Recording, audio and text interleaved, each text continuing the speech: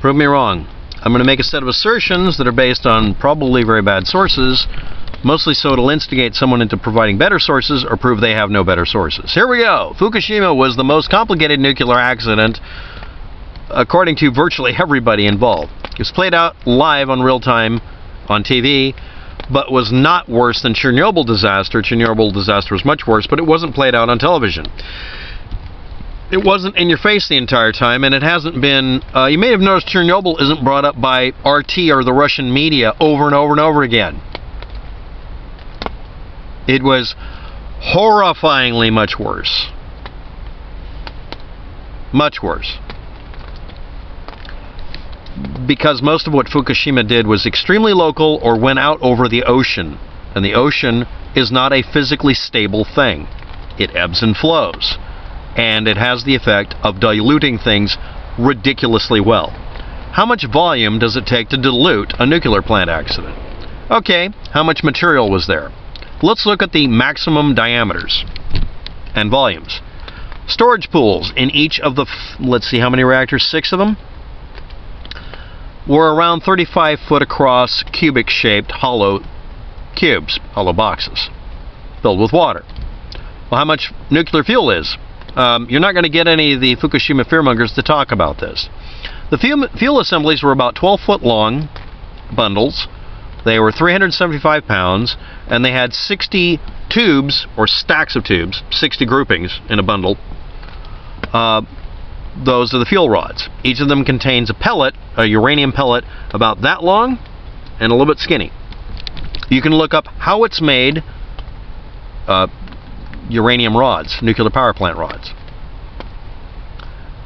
Fuel tons versus number of assemblies in the core versus the spent fuel pool per reactor as of 2011 by a source or several sources, and this is going to be a load of fun to go through it.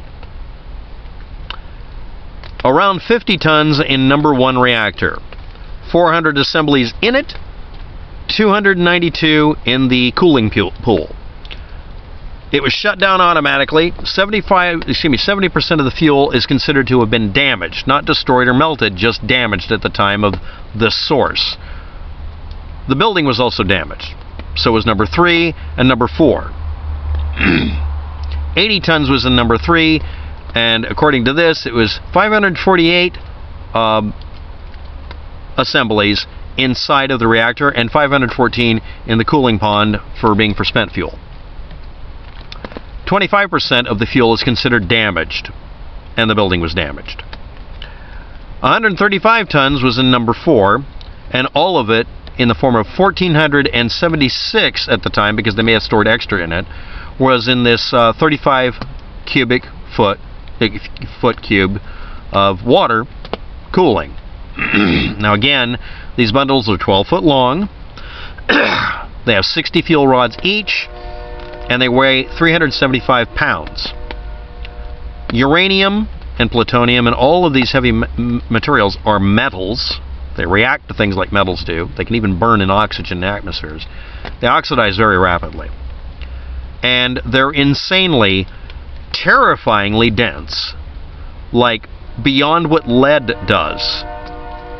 They're unsettlingly heavy when you hold these things. You can actually go someplace and find, you can get a hold of it. It'll be wrapped in layers of another material to keep you from being hit with the radiation, but you can hold a plutonium pellet or a uranium pellet in your hand. Well, kind of. They make you put a glove on, obviously. And they make you hold it. Okay, the glove's lined with lead. Now we're going to put this in here, and you're like, that is crazy. And it's inside of your arm is through a wall, and there's a sheet of glass, and you're looking at it through a video camera. But you can actually hold one in your hand and really feel how heavy the damn thing is.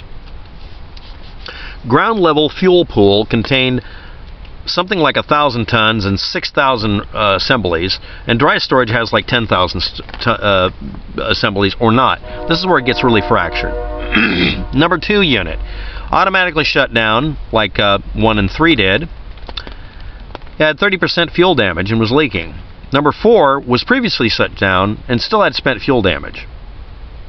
But I want to point out number 5, previously shut down, no damage reference.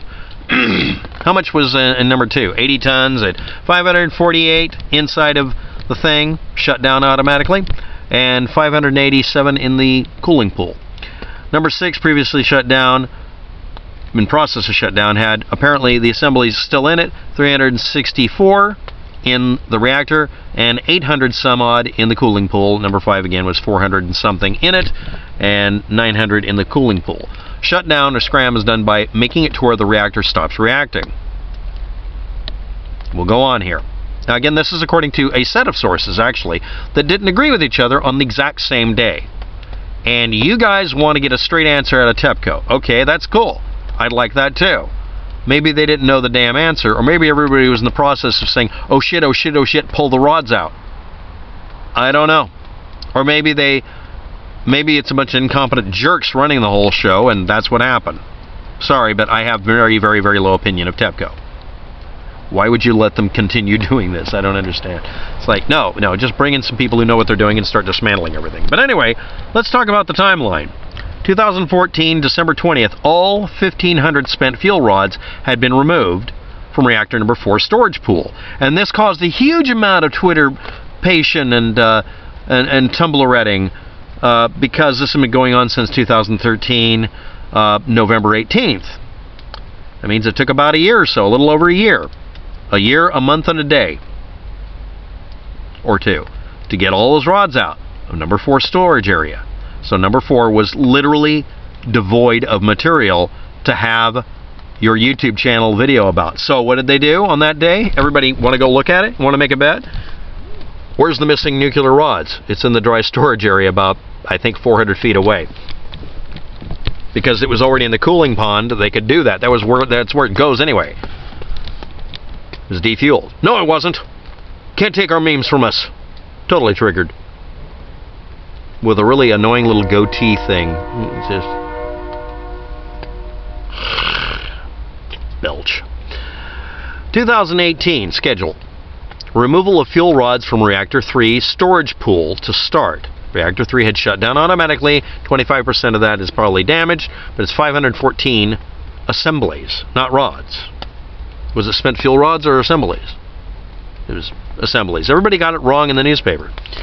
By 2021, removal of all melted fuel debris from one of the reactors will begin.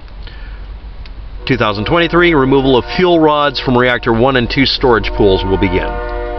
Or be done, depending on who you're talking to.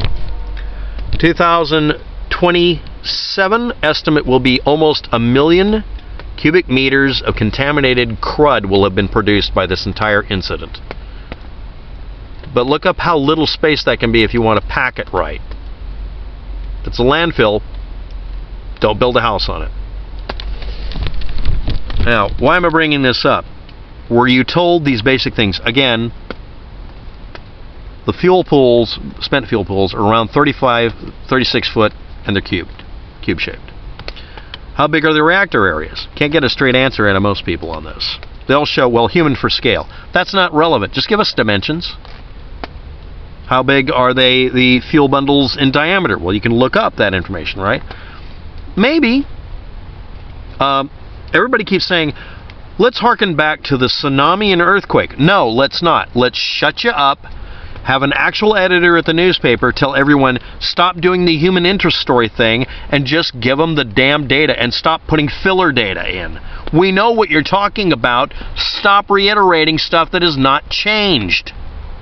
The earthquake isn't happening today. It's not breaking news. There is no tsunami right now from it. All of the dead have been buried just about. Stop it. A ton of water is 275 gallons, according to one source I looked up. How many tons of water comes out? Everyone does that very vague number. Let's try this. The quake-induced foundation cracks initially in many parts of every building in the area, but in one of them, it caused a leak of 400 tons of groundwater into the reactors per day. It's now been reduced to 150 by doing all sorts of crazy stuff, including literally freezing the ground around the Fukushima reactor that's leaking into it. But the water's coming into it. So what do they do with this leaking water? They can take advantage of it for cooling, obviously if they cool it on the outside by having a freeze dam, ice dam as they're calling it. But what do? To keep that water from going ahead and leaking back into the groundwater or the ocean, they pump it out, run it through an array of 7-foot tall stainless steel tubed titanosilicate, titanium and silica, and sodium ion exchange filters. And those are stored in an aircraft-sized hangar, aircraft hangar-sized building, and that removes cesium, strontium, and other contaminants, and put this into a radioactive sludge, and the water can now be checked and spent, and those are put into hundreds of on-site steel tanks for the sludge. What else is stored there? Everybody talks about millions of tons and all these containers. Well, those are containing 1 million tons of tritium oxide, super heavy water. It's a non-bioaccumulated radioactive material mixed in with water molecules. It's oxygen and radioactive hydrogen. And it has a 135-day biological half-life, but it's a low-energy emitter, beta emitter. So what happens is, as it does divide, and it does divide in a shorter period of time than you might have realized, if you leave it stored long enough, the radiation level drops to nothing, and it becomes ordinary water.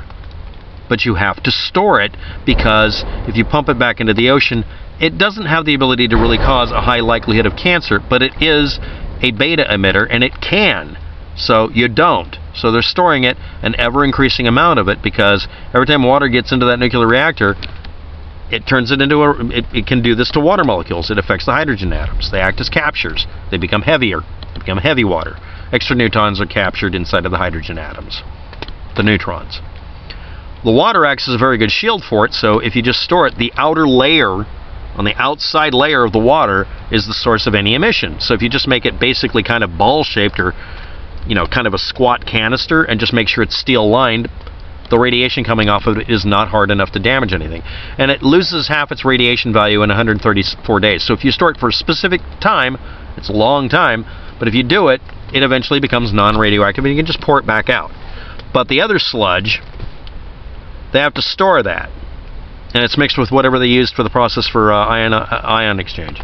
In 2015, a reverse osmosis system was built to reduce the levels of strontium by a factor of 500 to 1, and it can do 500 to 900 cubic meters of water per day. Thank you, every one of you, for not using the same unit as tons. Thank you very much for making it to where we have to run some stupid calculator on the net to find out what the hell you just said. Let's continue. Light water reactor, spent nuclear, used fuel rods. That's what comes out of this thing in a dry cask. Are very expensive and dangerous to reprocess into nuclear weapon material. They're a lot better to turn into nuclear power plant material, but they turn themselves into MOX fuel. You see, what happens is you're trying to filter out the incidental plutonium it forms. It actually starts turning into a breeder reactor. They can be reprocessed deliberately into MOX fuel and get rid of radioactive material from nuclear bombs.